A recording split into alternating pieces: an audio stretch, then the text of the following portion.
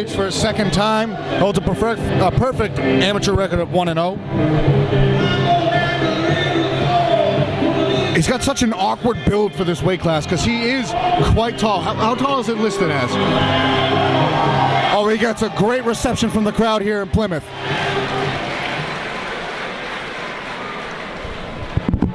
Now his opponent, Ross Dannar, fighting out of Nostos, is making his way to the cage now in preparation for his MMA debut.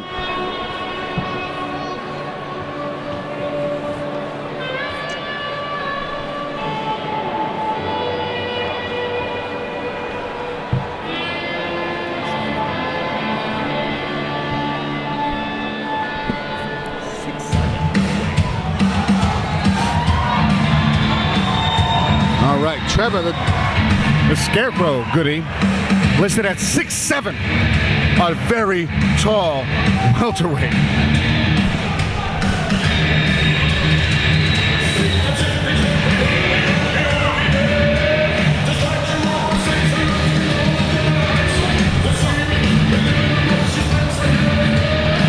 All right, again, another debuting fighter in Ross Dannar, fighting out in Ostos.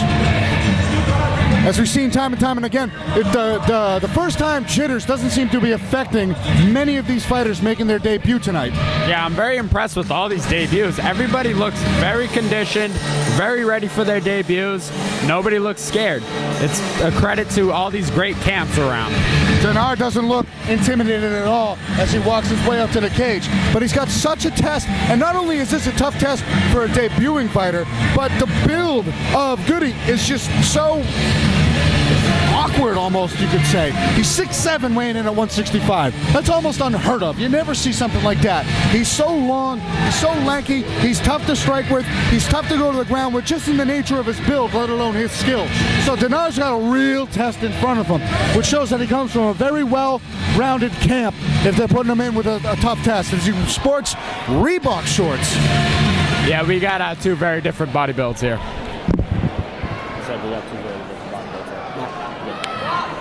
Our next matchup, 165-pound amateur match set for 3 rounds, 3 minutes apiece. Introducing first, in the red corner, he has an amateur record of 1-0, representing Florian Brazilian Jiu-Jitsu, give it up for Trevor.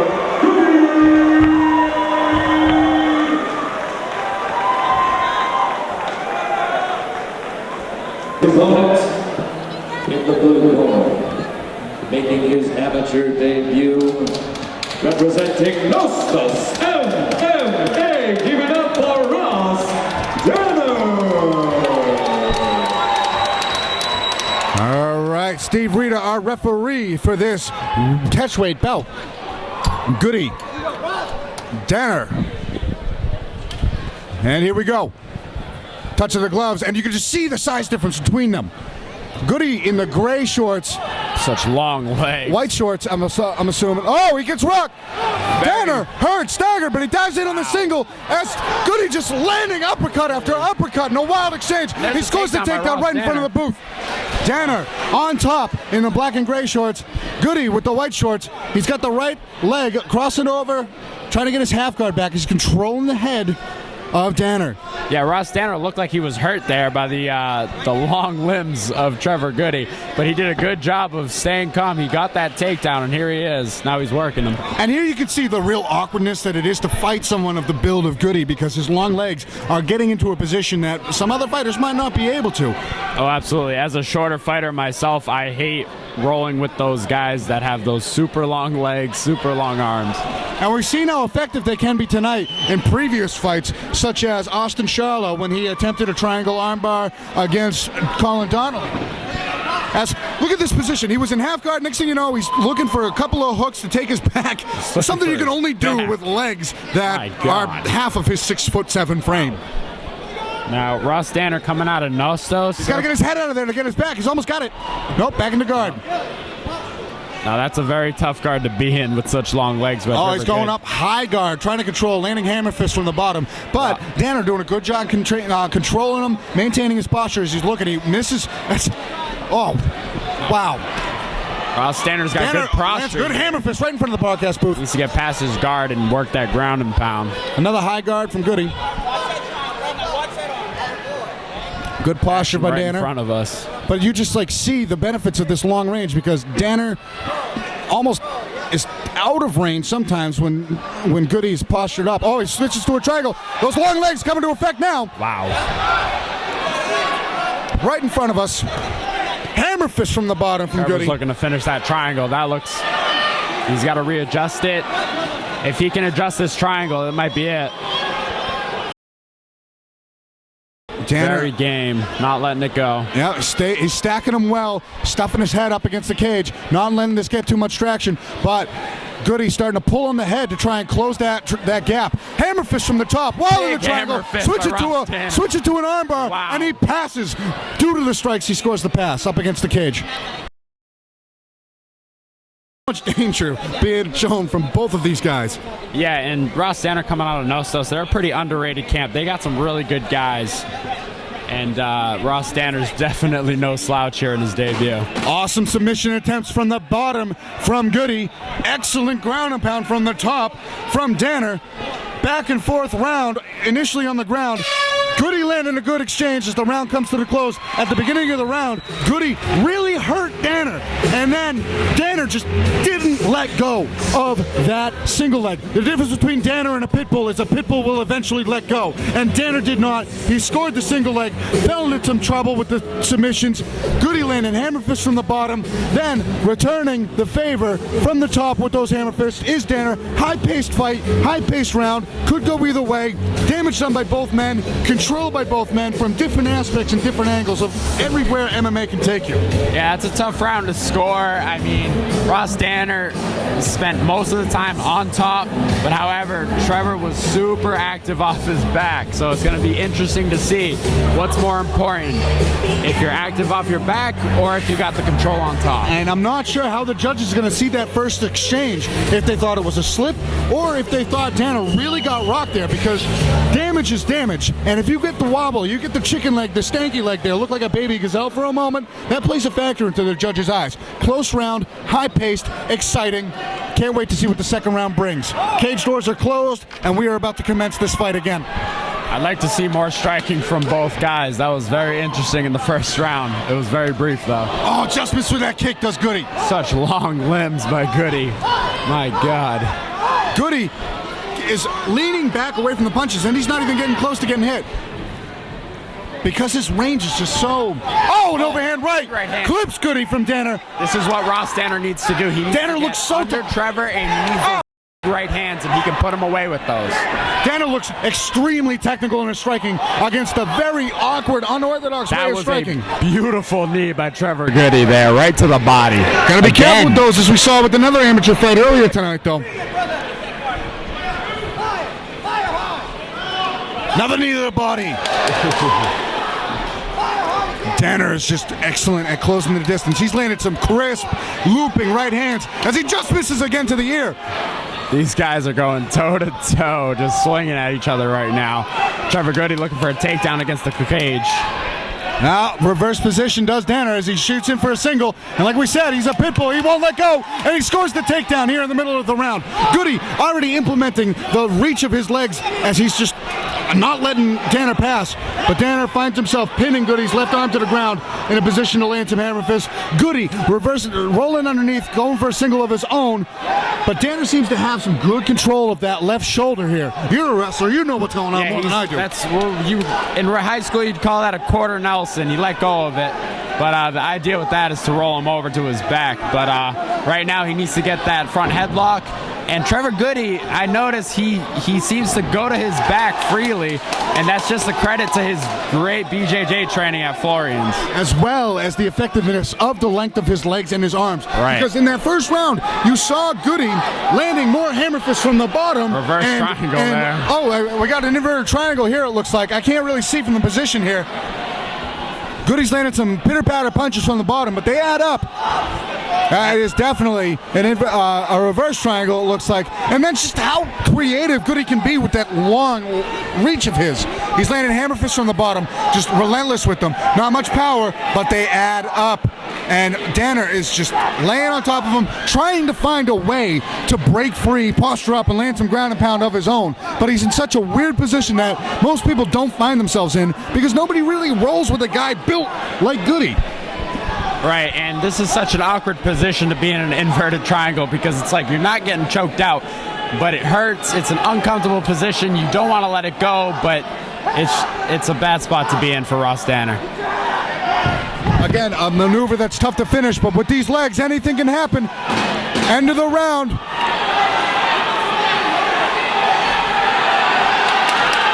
Ross Dannar landing some ground and pound. Oh, and the hammer fist at the end of another round, just like the first one. Great action, bell to bell. Dannar landed some excellent right hands, though, in the stand-up exchanges. I truly believe he got the better, even though Gudde landed some effective knees to the body. But on the ground, Gudde was just always putting Dannar in danger off of his back. Right, Trevor Gudde, such long legs. It's very hard to deal with when you're on top. You feel like you're in a dominant position, but his legs are so long, he can just throw a triangle from anywhere. Now, we see time and time again in the history of the sport of MMA that judges tend to lean to the guy on top when it comes to scoring a round. But we've seen tonight and in fights in recent history that if you are more active off of your back, landing more punches, as Gudde did in both round 1 and 2, are effective with submission attempts, that they've leaned towards the guy on the bottom. So it's really tough to score both rounds. The strikes, close on the feet. On the ground, top control against active fighting off the back. Ross landed some big punches as well. He did a good job of working that peekaboo style, which is what you got to do when you're the shorter guy. He's got to get under Trevor, and he's got to land that big right hand and put him away. They closed the distance effectively in that second round before it went to the ground. Here we go. Third round commencing. The gloves touch, and we're going on. Here we go. Another right hand landed from Gudde. That wobbled Trevor. Oh! Dannar with a huge right hand. That's exactly what we talked about. Gudde still seemed like he was wobbled as he kind of fell into guard right there, but he's comfortable there. It's not a problem. High guard being implemented by Gudde again.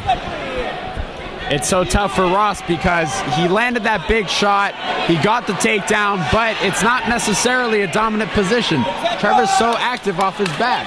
Gudde landed some effective punches here, short punches from the guard. Ross has got to get past this guard. It's not an easy challenge, but he's got to do it if he wants to land some good punches. Oh, he's postured up. He's landing big punches from the top, but Gudde attacking for an armbar. It looks like it's deep. You might have that. Oh, now it's deep. Tight. I can't see it from here.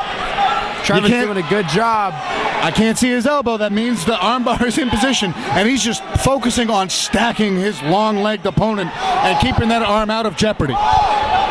Ross needs to pull his. And a slam! He gets out of the armbar, but he's right back into Gudde's guard, which is clearly posing problems for Dannar. Even though Dannar hasn't been submitted, Gudde is continually. Ross Dannar slides into mount. Beautiful. This kid is game. What an exchange on the ground, and it all started with the big right hand from Ross Dannar, making an impressive debut against the game Trevor Gudde.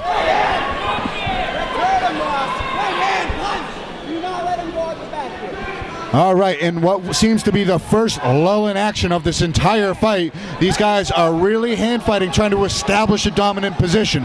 Gudde going for a reversal, a stand-up, or getting his guard back to attack with more submissions, and Dannar trying to pass the guard, establish position, and rain down more effective ground and pound. Dannar looks like he's trying to work a guillotine, which I don't necessarily agree with. He should be trying to pass here, which he tries to, but he lost position. Now he can go for that guillotine.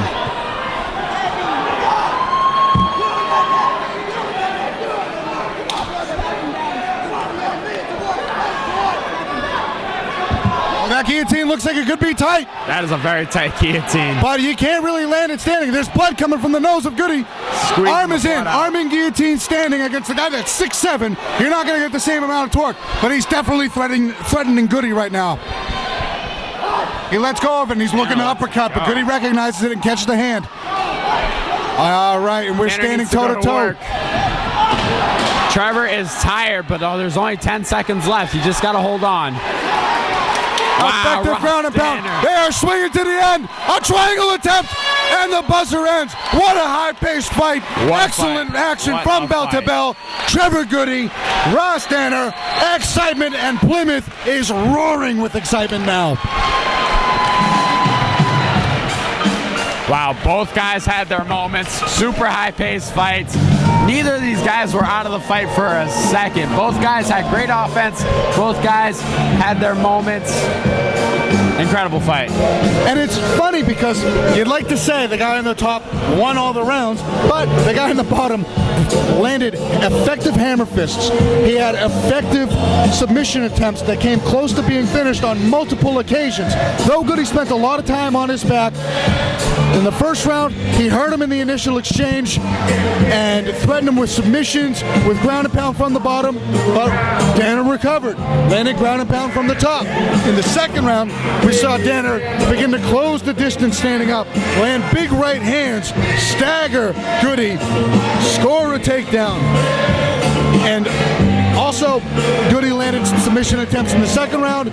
Dannar landed some ground and pound in the second round. And the third round, you saw Gudde get tagged, get a little bit wobbled, get put on his back, and Dannar was just ruthless with his pressure, stayed on top like white on rice. He just didn't let up with his pressure. I can't wait to see how the judges scored it. An entertaining bout. Both guys should be proud of their performance. Outstanding fight from both men. Again, another close decision. Incredible fight.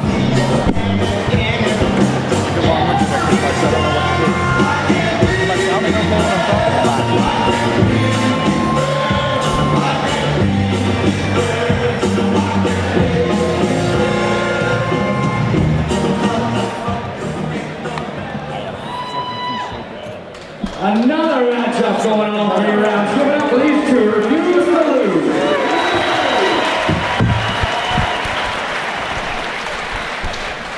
Down to the judges' table, you know the routine. Here we go. Our first judge scores 30-27 for Ross Dannar. Our second judge score 29-28 for Trevor Gudde.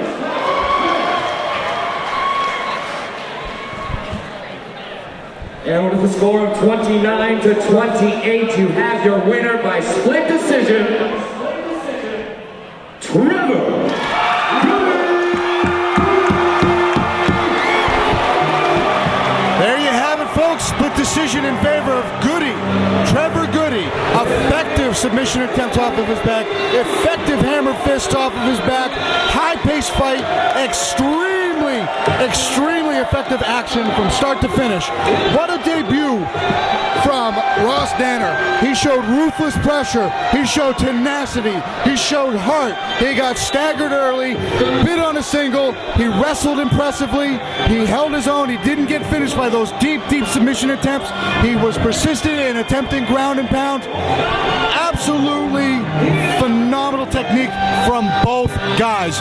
Gudde scoring his second win with impressive jiu-jitsu skills, relentless pressure from the bottom, effective striking, outstanding fight. I couldn't say more about both of these performers right here. That's my favorite fight of the night by far so far. I can't, like we said before, folks, the night's only gonna get better. It's all uphill from here.